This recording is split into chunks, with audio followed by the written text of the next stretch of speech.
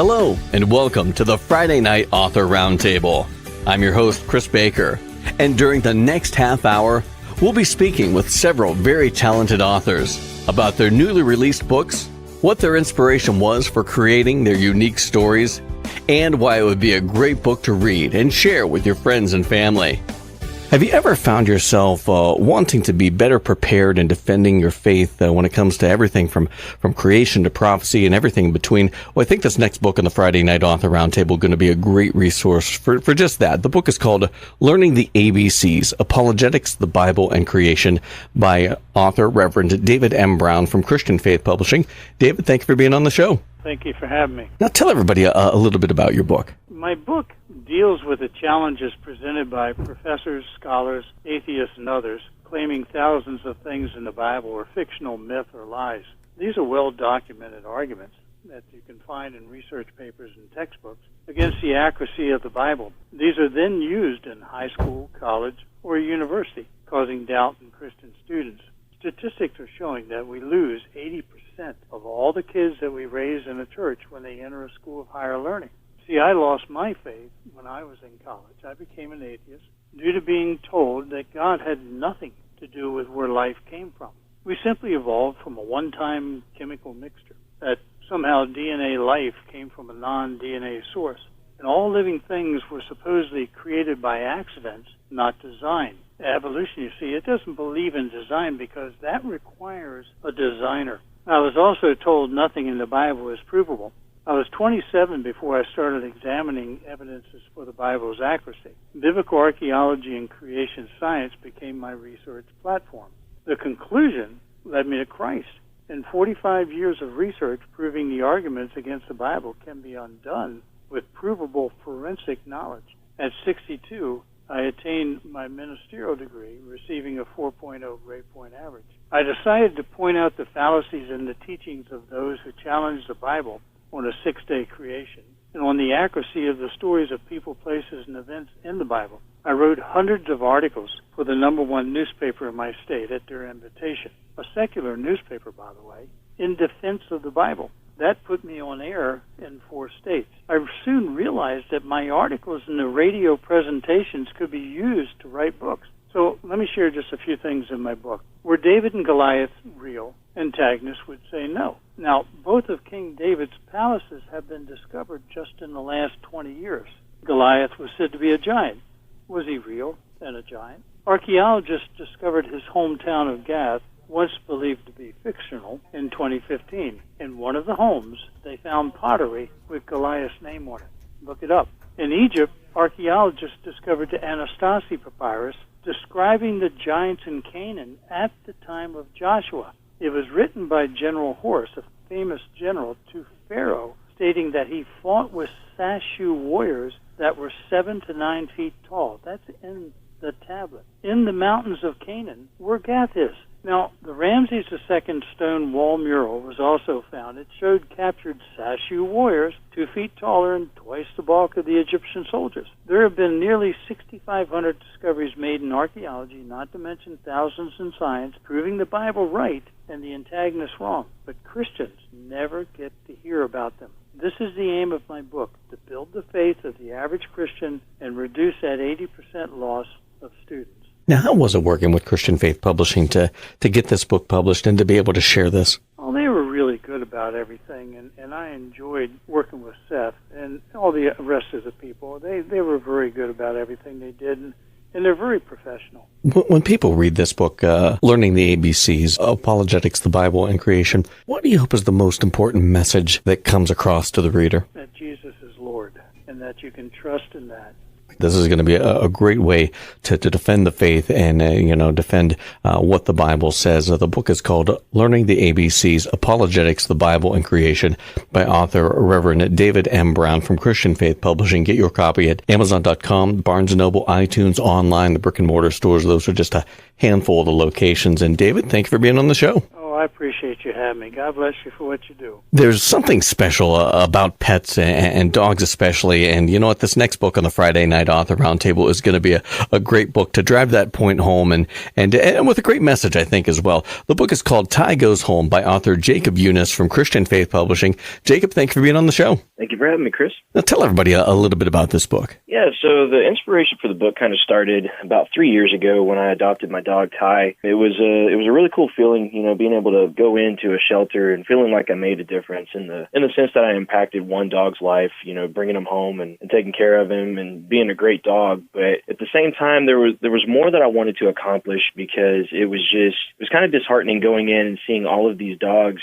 or animals in general just kind of fighting for your attention when you knew that there wasn't going to be much that you could do for them then and there. And so that's where really the heart behind the book kind of happened, was wanted to be able to do more with it. So the basis of the story is just kind of Ty being at the shelter and the joy of being able to find his quote-unquote forever home and coming home with me and just kind of living his life out from that point. But what I really like to drive home as well is, with the portion of each of the sales, part of it does go back to the shelters in an effort to ultimately help these animals kind of experience the same experience that Ty got, being able to find that forever home. Yeah, I know what you mean about going to the shelter and you just wish you could take them all home. I got to imagine that in that regard, this is really the kind of book that everybody really needs to get their hands on, because it's a message everybody needs to hear.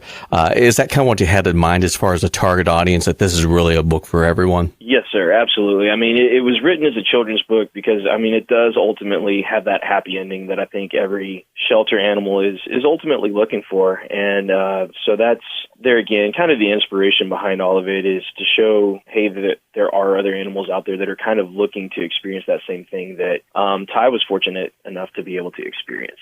Now, how was it working with Christian Faith Publishing to be able to get this book out there? It was a fantastic process. The representative I worked with, Brian, was absolutely phenomenal, on top of the ball with everything. Any questions, concerns, anything that I needed or anything that he needed from me was real quick about getting out or reaching out to me. And it was a great experience working with them overall. And anybody that is looking to publish a potential book, I would definitely recommend starting with them for sure. Now, is this something where we might see a follow-up to this, or maybe have you thought about maybe turning this into a series with Ty? At this point, I'll be completely honest, I haven't, but based on the initial response that I've been getting, it's something that very well could happen. So it was a real pleasure writing it. And so, I've learned to never say never, but it could absolutely turn into a series somewhere down the road. Well, excellent. Well, we look forward to that if it comes to fruition.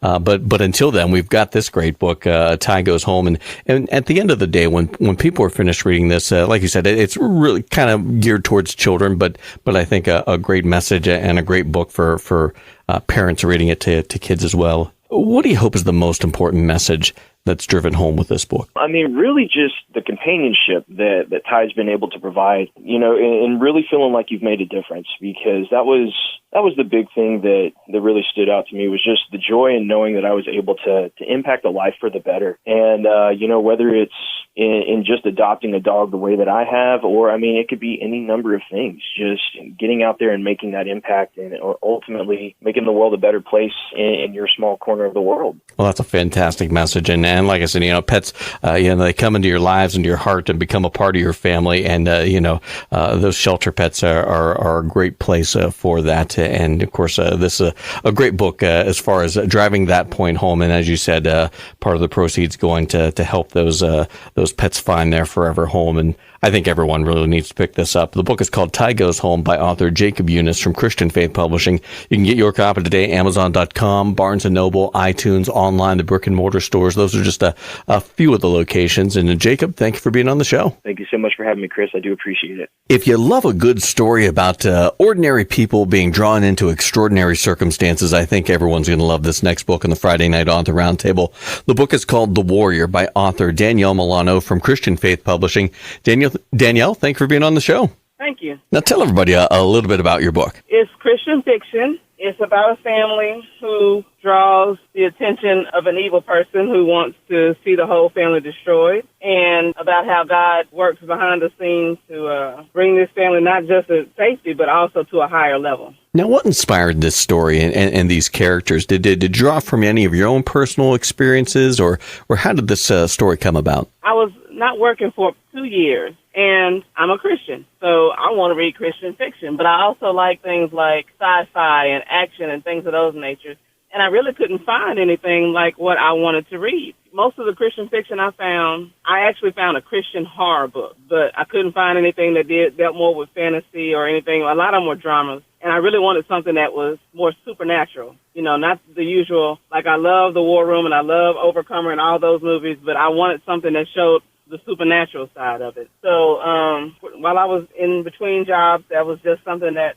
kind of came to me as, the type of book that I kind of wanted to read and the type of book that I wanted to write, to entertain, but also to kind of show this is what's going on behind the scenes when you're standing in faith. Now, how was it working with Christian Faith Publishing to get this book published and to be able to share this book? Oh, I had absolutely no problems with Christian Faith Publishing. I would use them again, and I probably will. They were always professional, always courteous, prompt in responding whenever I had a question or anything like that, and they were patient with me through the editing process. I know I could probably be a little difficult about some of the things that I was asking for, but I have nothing bad to say about Christian Faith Publishing. Now, is this something you'd like to do again, maybe turn this into a series, or do you have anything else you'd like to work on, or you are working on for the future? I am working on another one, but I would consider it to be more like a prequel than I would to be a series. And with my work schedule, it's a very slow process at the moment. Oh, excellent. Well, we look forward to more in the future from you. But this book, The Warrior, when people are finished reading this, what do you hope is the most important thing, the most important message that comes across from this book? I hope that people will look beyond their circumstances and remember that even if it doesn't look like things are changing, and things will get better. I hope they come out with that message that things are not as bad as they seem, and no matter how bad things look, it's temporary. It's not going to stay that way. Well, that is a fantastic message. And like you said, I'm a huge fan of sci-fi and fantasy and those sorts of genres, and I'm excited about this book as well. So I encourage everyone, pick up your copy. The book is called The Warrior by author Danielle Milano from Christian Faith Publishing. You can get your copy today, Amazon.com, Barnes & Noble, iTunes, online, the brick-and-mortar stores. Those are just a handful of the locations. And Danielle, thank you for being on the show. Thank you for having me. All of us at one time or another go through rough patches, and sometimes you feel like giving up. But I think this next book in the Friday Night Author Roundtable going to be a great resource to getting through those rough patches and not giving up. The book is called More Life, I Can, I Must, I Will by author Joel Roberts from Christian Faith Publishing.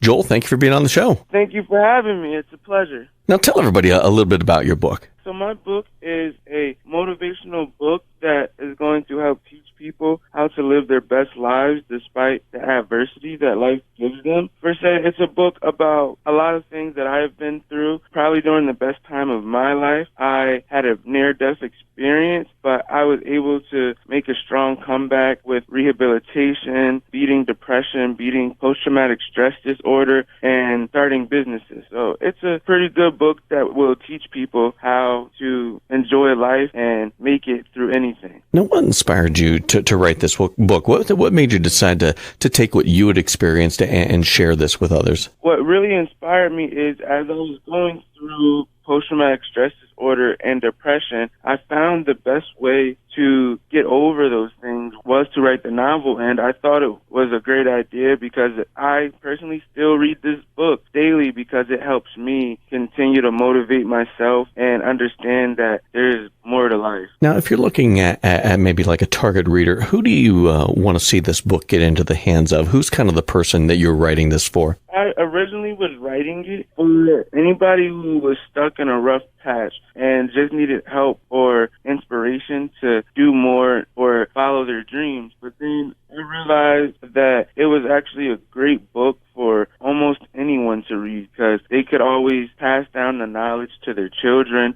or even their children could take it and they could understand understand, like, this is how I need to plan out my life and do the best I can in everything that I do. So I think it's a great read for anyone. Now, how was it working with Christian Faith Publishing to be able to tell your story and to get this message of hope out there? I think it was great working with Christian Faith Publishing. They are very good with communication, and since this was my first published book, they actually walked me through everything well, so I enjoy working with them. Have you thought about maybe doing this again, maybe a follow-up to this, or do you have anything else you'd like to write about? Yes, I am actually in the process of writing another novel. In this novel, it's pretty much a follow-up. It's going deeper into the things that we go through in life, like adversity, pain, struggle, and all of those things. But the difference of this book is it's going to show people exactly how everything we go through helps us in our journey of life. Now this book,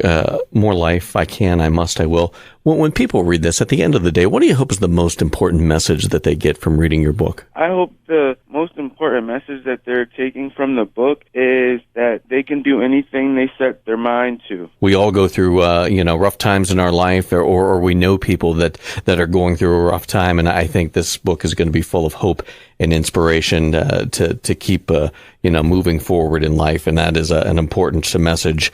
The book is called More Life, I Can, I Must, I Will by author Joel Roberts from Christian Faith Publishing. I encourage everyone, pick up your copy today.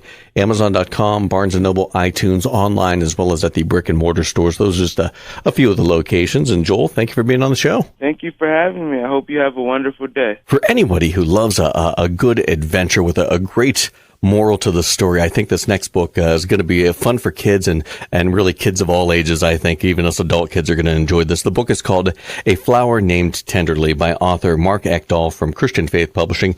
Mark, thank you for being on the show. Thank you so much for having me. Now tell everybody a little bit about your story. Yeah, this story is about a little flower who walks and goes on an adventure, and the adventure centers around some of her friends deciding to leave her meadow. And she wonders why and wrestles with whether or not she wants to follow them. And she goes on some fun experiences and on this voyage to make her decision. And ultimately, she decides not to follow them for good reason and rely upon the fellowship that she has in her meadow with her family and God. Now, what inspired you to write this story? Where did that all begin? Well, I was inspired by the births of my two daughters and my own personal experience as I grew up as a kid, and also by my experience as a Sunday school teacher. I had the privilege of teaching kids for a number of years and many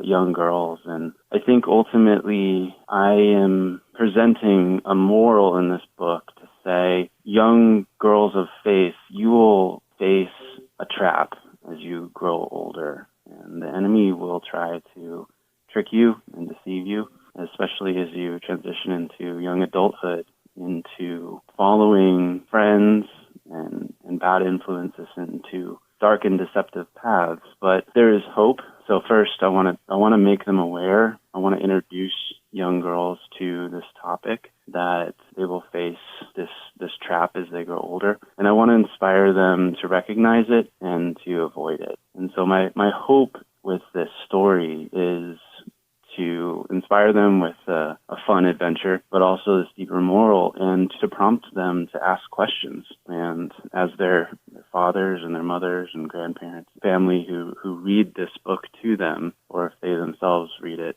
they will begin to think about some of these deeper themes. Now, how was it working with Christian Faith Publishing to be able to see this book come to life on the page and to be able to share this story? It was a dream come true. It was great working with that organization, very professional. They were responsive, and they clearly cared, and I was very grateful for the opportunity. They were great. Now, do you have anything new you're working on, or maybe a follow-up to this, a sequel to this story? I do have a story I'm working on for young boys.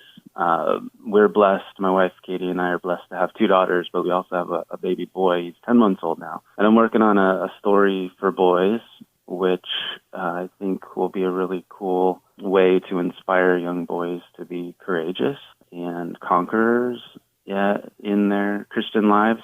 So I'm excited for that. Oh, excellent. Well, we look forward to that. Now this book, A Flower Named Tenderly, at the end of the day, when it's all said and done, what do you hope is the most important message that comes across to whoever reads this, but especially young girls? Yes, thanks. I think for my audience, for young girls, the most important message is life is not perfect, and life isn't about attaining a fairy tale here. The fairy tale is in the next life. The fairy tale is in your relationship with the Lord. This life will present you with traps and deceptions and pitfalls, especially as you grow older. And a lot of times that presents itself in friends following destructive paths, and it's imperative and important to not follow friends when they choose to turn their backs on the Lord. And ultimately, the Lord, God, is your Father and the source of your happiness.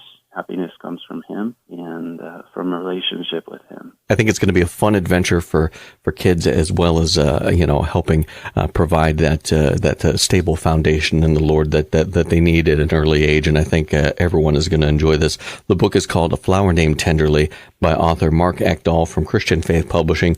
Get your copy today, Amazon.com, Barnes & Noble, iTunes, online, the brick and mortar stores, just a handful of the locations. And Mark, thank you for being on the show. Thank you very much, Chris. God bless you. You can't turn on the news today without seeing something about terrorist attacks or the war on terror. And I think this next book in the Friday Night Author Roundtable is going to be very illuminating in those regards. The book is called Christ vs. Islam, Verse for Verse by author Randall Thornton from Christian Faith Publishing. Randall, thank you for being on the show. Thank you, Chris. Now tell everybody a little about your book. The book is a breakdown of the teachings of the Quran and the Bible. It's a direct comparison, verse for verse, of how Islam and Christianity are in direct opposition to each other. It was several years ago, when trying to understand the ideology behind the Islamic terror attacks, I started reading the Quran to get a better understanding of where this was coming from. In the first few chapters, they call surahs, I found a lot of verses calling for jihad, or fighting in the cause of Islam. Verses such as, kill them until there's no more worshiping of others along with Allah, and we shall cast terror into the hearts of those who disbelieve. Jesus taught us to love our neighbor and as ourselves, and to love our enemies. But jihad is not what defines Islam. It's the rejection of Jesus as the only begotten Son of God in the way of salvation. What stirred me to start putting Bible verses in contradiction to the Quran was when I read where it said that Jesus is not the Son of God and didn't die on the cross. The Quran also says that Jesus never claimed to be the Son of God. Well, a quick scan through a red letter edition of the Gospels, and I came up with hundreds of times where Jesus either said he was the Son of God or something like, your sins are forgiven, which could mean nothing else. So the Bible tells us, nor is there salvation in any other. There's no other name under heaven given among men by which we must be saved. And Jesus said, I'm the way, the truth, and the life. No one comes to the Father except through me. And what part of that we don't understand, I don't know. I want people to read for themselves. So I decided to put them together to make it easier to see the contrast. Now, how was it working with Christian Faith Publishing as a new author to be able to get this published and to be able to share it? How was it working with them? Oh, it was great. It was a good experience. I was really impressed with the cover art that they came up with. I could have never done anything like that. And I was guided through the whole process with ease. My publication specialist was Cassie, and she did a real good job. Now, you said there's so much you couldn't get to. Is this something maybe you'd like to do a follow-up to this, or a sequel of sorts, or do you have anything else you'd like to write about? What I'm working on now is another book about prophecies. In the research I was doing on this book, I ran into a lot of material that claimed that there were prophecies of Muhammad in the Bible. I hadn't found any, but I can show hundreds of prophecies of Jesus and the end times that we're living in now. Now, if you're looking at a target audience for this book, who's the type of reader that you'd like to see this book into the hands of? More so in the hands of Muslims, people that are unsure about what the Bible and what the Quran said. They need to know both can't be true. You can believe the Bible, you can believe the Quran. Jesus is the only way of salvation, and the Quran says he's not. So one of them's true and one of them's false. You got to decide, because your eternity depends on it. Christians need to read it to see what the Quran is saying. Whether it's Christians reading it, whether it's Muslims reading it, what do you hope is the most important message that comes across when they're done reading this book? The Quran presents itself as a continuation of the Bible, which it is not. If you know the Bible, it don't take much reading in the Quran to know that it did not come from our God. If you keep up world events, you know that the world is in a lot of danger right now. It's going to get much worse before it gets better. The book of Revelation tells us that Jesus will come back in great power and glory, or no flesh would be saved. The creator God of the Bible and Allah are not the same. I think this is a fascinating book and a fascinating idea, taking the words of the Quran versus the Bible and breaking it down like that for people to see it. The book is called Christ vs. Islam, Verse for Verse, by author Randall Thornton from Christian Faith Publishing. You can get your copies at Amazon.com, Barnes & Noble, iTunes, online, as well as at the brick and mortar stores. Those are just a few of the locations. And Randall, thank you for being on the show. Thank you, Chris. I appreciate it. Thank you so much for joining us for the Friday Night Author Roundtable. We'll be back next week with another great group of talented authors to discuss their books, their process, and their accomplishments. Have a great weekend, everyone.